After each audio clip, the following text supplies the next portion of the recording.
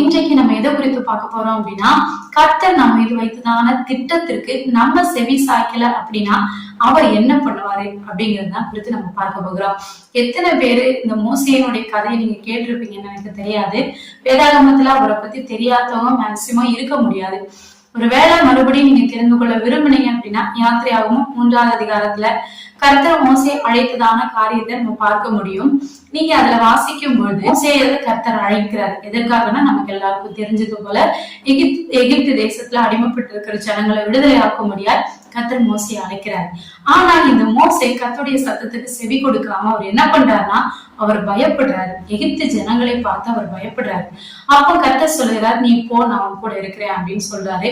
ஆனாலும் இந்த மோசே என்ன பண்ணலன்னா, அந்த வார்த்தைகளுக்கு செவி கொடுக்காம அந்த ஜனங்கள் மீது இருந்த பயத்தை மோசே கிட்ட என்னென்னலாம் மைனஸா இருக்குதோ அது எல்லாத்தையுமே மோசே எடுத்து சொல்லுகிறாரு. நான் சொன்னா அவங்க கேட்க மாட்டாங்க, எனக்கு திக்கு வாயி, நான் வந்த நான் உள்ளவன், எனக்கு சரியா பேச தெரியாது அப்படின்னு சொல்லி கர்த்தர்ட்ட ஆர்கியூமெண்ட் பண்ணிட்டு இருக்காரு. கர்த்தர் சொல்கிறாரு, வாயை உண்டாக்குனது நான் தானே, நான் உன் வாயோடு கூட இருந்து நான் உனக்கு ஹெல்ப் பண்ணுவேன், நீ போ அப்படின்னு சொல்றாரு.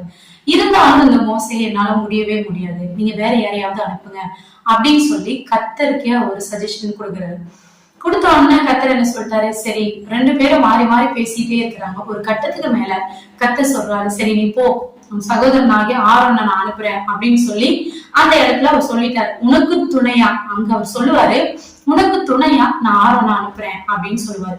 2 பேரும் போய் இஸ்ரவேல் ஜனங்களை எகிப்துல இருந்து விடுதலையாக்கி கனான் தேசத்துக்கு நேரம் நடத்துங்க அப்படின்னு சொல்லுவாரு. இதை நம்ம அந்த இடத்துல வாசிக்க முடியும். ஆனா இந்த மோசே என்ன பண்ணுவாருன்னா, திரும்ப போயிருவாரு. போயிட்டு அவங்க மாமனார் வீட்டுல போய் காரியத்தை எல்லாம் சொல்லிட்டு அவர் என்ன பண்ணுவாரு, நான் இந்த மாதிரி எகிப்து தேசத்துக்கு போறேன், சகோதரர்களை சந்திக்க போறேன் அப்படின்னு சொல்லிட்டு மாமா கிட்ட உத்தரவு வாங்கிட்டு அவர் என்ன பண்றாருன்னா, தன்னுடைய மனைவியையும் தன்னுடைய பிள்ளைகளையும் கூட்டிட்டு அவர் கிளம்புறாரு.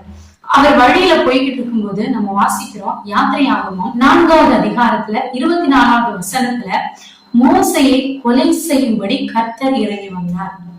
எனக்கு பிரியமானவர்களே, கர்த்தர் சொன்னாரு, நீ போ, நான் உன் கூட வருவேன், உனக்கு துணியான ஆரோனை அனுப்புவேன் அப்படின்னு சொன்னாரு. ஆனாலும் கர்த்தர் மோசையை கொலை செய்யும்படியா அவர் இறங்கி வந்தார்.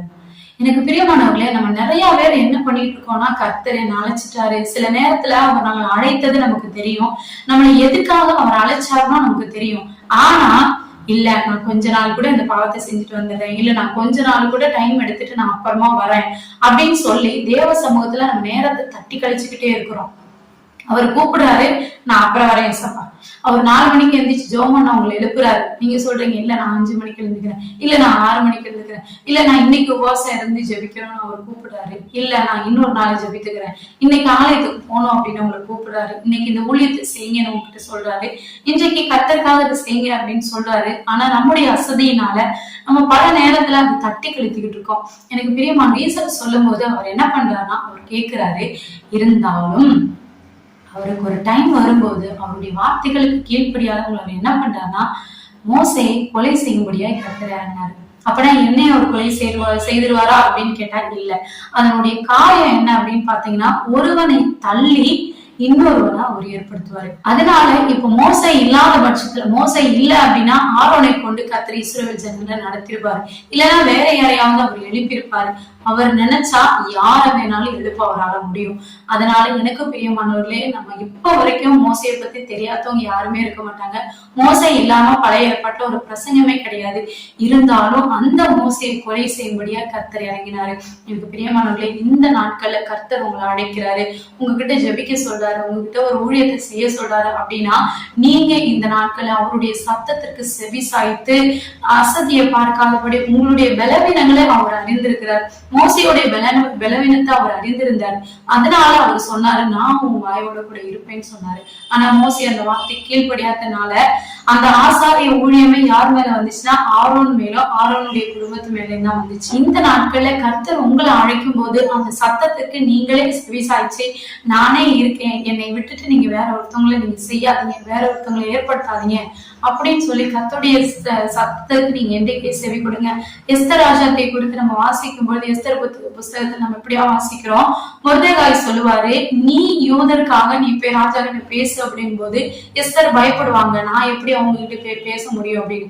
அப்ப மொர்தெகாய் சொல்லுவாரு, நீ இன்றைக்கு நீ பேசல அப்படின்னா யூதருக்கு ரட்சிப்பு வேற வழியா வரும் அப்படின்னு சொல்லுவாரு.